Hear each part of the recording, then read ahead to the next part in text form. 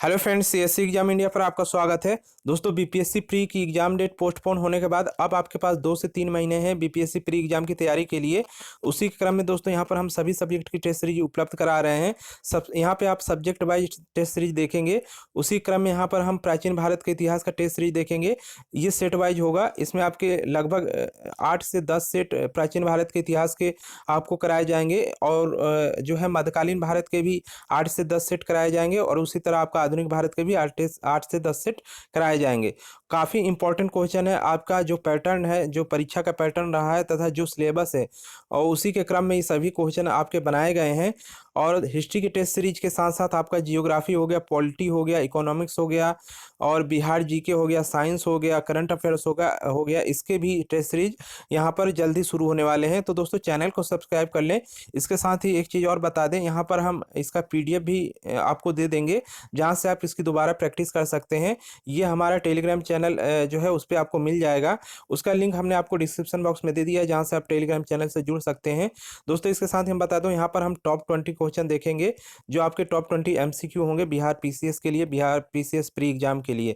तो चलिए दोस्तों, शुरू करते हैं। आज का हमारा जो टॉपिक है वो प्राचीन भारत का इतिहास है। इसके अंतर्गत जो भी इंपॉर्टेंट क्वेश्चन है वो सभी देखेंगे। इसी तरह आने वाले सेट में भी हम प्राचीन भारत के इतिहास के क्वेश्चन देखेंगे। चलिए दोस्तों, शुरू करते हैं। पहला क्वेश्चन है, निम्नलिखित में से किसको कैल्कोलिथिक युग भी कहा जाता है? तो यहाँ पे देखिए, जो आप पाषाण युग के अंतर्गत आपने पढ़ा होगा, पूरा पाषाण काल, मध्य पाषाण काल और यहाँ पे नवपाषाण काल, तो उसी के अंतर्गत कैल्कोलिथिक युग पूछा जा रहा है। देखिए, जैसे ही आपका नवपाषाण काल समाप्त होता है, वहाँ पे आपका एक स्टार्ट हो जाता है ताम्रपाषाण काल। तो ताम्रपाषाण काल को ही यहाँ पर कैल्कोलिथिक युग कहा जाता है। ऑप्शन देख लेते हैं। यहाँ पे देखिए, नवपाषाण युग, पूरा पाषाण युग, ताम्रपाषाण युग या लौह युग। तो यहाँ पे देखिए सी नंबर आपका सही आंसर हो जाएगा। तो पहले का सी नंबर हो जाएगा। यहाँ पे देखिए, यहाँ पे आंसर हो जाएगा आपका सी नंबर। नेक्स्ट क्वेश्चन देखते हैं। यहाँ पे देखिए दोस्तों, हमने डिस्क्रिप्शन भी आपके लिए बना रखा है, जिसको आप ज़्यादा से ज़्यादा पढ़ेंगे तो आपका नॉलेज यहाँ पर इंक्रीज होगा। नेक्स्ट क्वेश्चन है, ऋग्वेद संहिता का 9वां मंडल पूर्णतः किसको समर्पित है? ऑप्शन है आपके इंद्र और उनका हाथी, उर्वशी एवं स्वर्ग, पौधे की जड़ी बूटियों से संबंधित देवतागण, सोम और इसके पेपर, नामकृत देवता।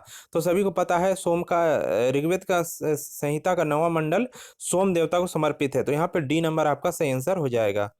यहाँ पे डी नंबर आपका सही आंसर हो जाएगा। नेक्स्ट क्वेश्चन है, त्रिपिटक किसकी धार्मिक पुस्तक है? तो यहाँ पे देखिए, आपके यहाँ पे जो ऑप्शन दिए गए हैं, त्रिपिटक आपको बताना है किस जो है धर्म से संबंधित है।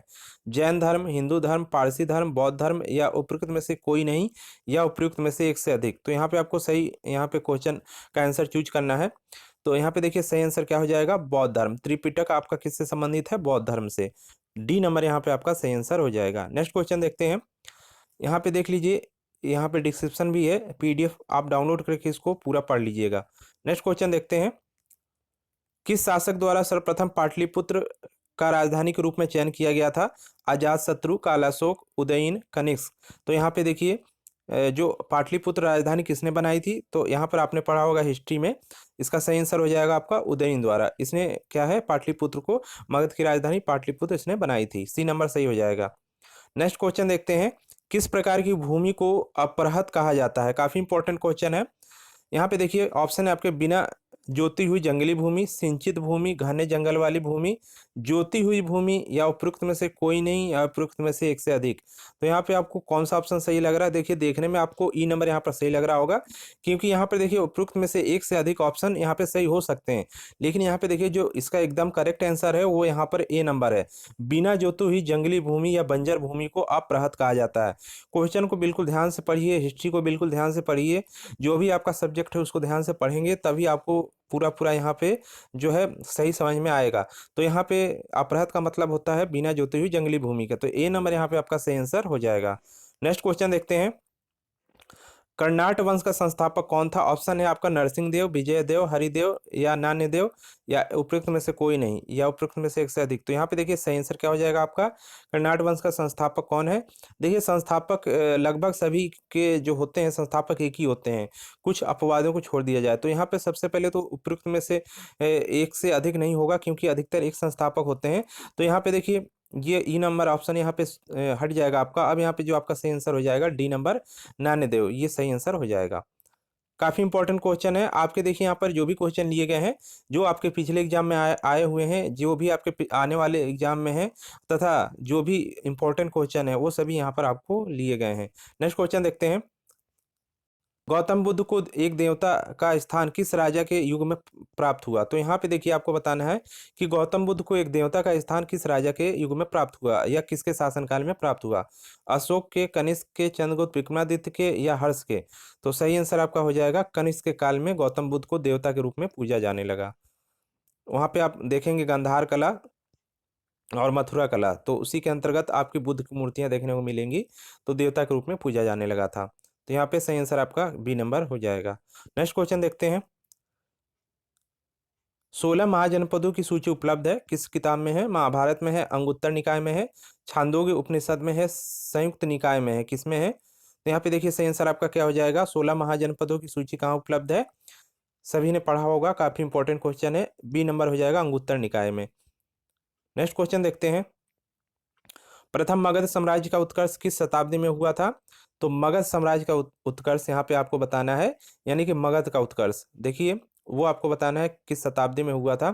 16 महाजनपद थे, जिसमें आपका जो है सभी महाजनपद जो थे धीरे धीरे वो क्या हो गए, उनकी शक्तियां क्षीण हो गई। केवल एक ही यहाँ पे जो महाजनपद था मगध, वो आगे यहाँ पे तरक्की कर सका, यानी इसका जो है उत्कर्ष हुआ। तो वो आपको बताना है कौन सी सदी रही उस समय। तो यहाँ पे ऑप्शन है आपके ईसा पूर्व चौथी शताब्दी, या कह सकते हैं चौथी शताब्दी ईसा पूर्व, ईसा पूर्व छठवीं शताब्दी, ईसा पूर्व दूसरी शताब्दी, ईसा पूर्व पहली शताब्दी। देखिए इन सब का क्या मतलब है, यहाँ पे देख लीजिए। पहला आपका हो जाएगा 400 ईसा पूर्व, या यहाँ पे 600 ईसा पूर्व। तो यहाँ पे देखिए जो सही आंसर यहाँ पर आपका हो जाएगा ये ईसा पूर्व छठवीं शताब्दी, बी नंबर यहाँ पे आपका सही आंसर हो जाएगा। नेक्स्ट क्वेश्चन देखते हैं। अशोक के धम्म का मूल संदेश क्या था? राजा के प्रति वफादारी, शांति एवं अहिंसा, बड़ों का सम्मान, धार्मिक सहनशीलता। तो यहाँ पे देखिए जो है अशोक के धम्म का मूल उद्देश्य क्या था यहाँ पे? तो यहाँ पे देखिए जो ये सभी हैं वो यहाँ पर सभी हैं जो धम्म के जो है मूल संदेश को देते हैं। तो यहाँ पे उपयुक्त में से सभी हो जाएगा, यानी एक से अधिक। ई नंबर यहाँ पे सही आंसर हो जाएगा। नेक्स्ट क्वेश्चन देखते हैं। कौटिल्य की पुस्तक अर्थशास्त्र किस विषय पर आधारित है? आर्थिक संबंध, शासन कला के सिद्धांत, विदेश नीति, धन संचय, या उपयुक्त में से कोई नहीं, या एक से अधिक। तो यहाँ पे देखिए जो अर्थशास्त्र की पुस्तक है वो मुख्य रूप से देखिए ज़्यादा से ज़्यादा आपकी राजनीति की ये पुस्तक है। इसका देखिए धन से लेना देना नहीं है, राजनीति की ये पुस्तक है। लिखा अर्थशास्त्र जरूर है, लेकिन इसका धन से यानी कि अर्थशास्त्र से जो आपका धन का जो होता है परिभाषा, वो इसके अंतर्गत नहीं दी गई है। पूरी की पूरी पुस्तक आपके राजा का प्रशासन, राजनीति इससे संबंधित है। तो यहाँ पे देखिए आर्थिक संबंध नहीं होगा, शासन कला के सिद्धांत इसमें जरूर है, विदेश नीति भी है, क्योंकि देखिए शासन के अंतर्गत विदेश नीति भी आती है, और क्योंकि उस समय मौर्य काल में जो है विदेश से काफी व्यापार होता था और विदेश नीतियां भी थी। तो सी नंबर ये भी यहाँ पर है। धन संचय नहीं। तो यहाँ पे दो ऑप्शन यहाँ पर बिल्कुल जो है मिल रहे हैं, तो उपयुक्त में से एक से अधिक ऑप्शन, यानी कि यहाँ पर ई नंबर आपका सही होगा। क्वेश्चन को बिल्कुल पढ़ के और आंसर को पढ़ के यहाँ पर आपको जवाब देना है, क्योंकि यहाँ पर ई ऑप्शन आपके लिए जो है काफी इंपॉर्टेंट यहाँ पे रोल अदा कर रहा है। तो यहाँ पे सही आंसर आपका ई नंबर ई हो जाएगा। नेक्स्ट क्वेश्चन देखते हैं। इसके बारे में और अधिक आप यहाँ से जानकारी ले सकते हैं। नेक्स्ट क्वेश्चन देखते हैं। निम्नलिखित में से कौन सा बंदरगाह गुप्त काल में उत्तर व्यापार के लिए उपयोग किया जाता था, यानी उत्तर के व्यापार के लिए उपयोग में किया जाता था? यहाँ पे पश्चिमोत्तर कह सकते हैं, उत्तर कह सकते हैं। तो यहाँ पे देखिए कल्याण, ताम्रलिप्ति, भड़ोच, कैम्बे, या उपयुक्त में से कोई नहीं, या एक से अधिक। तो देखिए उत्तर के व्यापार के लिए जो बंदरगाह यूज होता था वो आपका यहाँ पे ताम्रलिप्ति था। यहाँ पे देख लीजिए ये आपका देखिए गुप्त काल में बंगाल का एक जो है ताम्रलिप्ति एक प्रमुख बंदरगाह था। यहाँ पे देखिए पूर्वोत्तर होना चाहिए, यहाँ पे थोड़ा गलती है, क्योंकि ताम्रलिप्ति आपका बंगाल की तरफ है, तो यहाँ पे पूर्वोत्तर होगा। तो यहाँ पे सही आंसर आपका जो होगा ये आपका ताम्रलिप्ति होगा। तो यहाँ पे पूर्वोत्तर होगा, पूर्वोत्तर के व्यापार में यूज होता था। बंगाल में स्थित है और बंगाल आपका पूरब की तरफ पड़ता है, तो पूर्वोत्तर उसको कहा जाता है। तो यहाँ पे सही आंसर आपका हो जाएगा बी नंबर हो जाएगा। देखिए ये बंगाल का एक प्रमुख बंदरगाह था, और यदि पश्चिम की बात की जाए देखिए ये आपका पश्चिम ये आपका पूर्व हो जाएगा, जिधर बिहार है, बंगाल है, उड़ीसा है, और उधर ही आपका इधर पश्चिम हो जाएगा, जिधर आपका गुजरात है, महाराष्ट्र है। तो पूरब की तरफ आपका बंदरगाह जो था वो ताम्रलिप्ति था, और जो पश्चिम की तरफ जो बंदरगाह था वो आपका भड़ौज था। ये आपका गुजरात में स्थित था, तो इसको भी ध्यान रखिएगा। नेक्स्ट क्वेश्चन देखते हैं, इनमें से कौन गुप्त काल में औषधि के क्षेत्र में अपने कार्य के लिए जाने जाते हैं? तो बिल्कुल अच्छा क्वेश्चन है ये। देखिए औषधि की बात किया जा रहा है। ऑप्शन है सुश्रुत, शूद्रक, सौमिला, शौनक, या उपयुक्त में से कोई नहीं या एक से अधिक।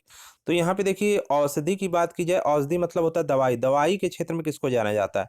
सुश्रुत जो थे वो शल्य चिकित्सा के जनक थे, यानी कि ये शल्य चिकित्सा करते थे।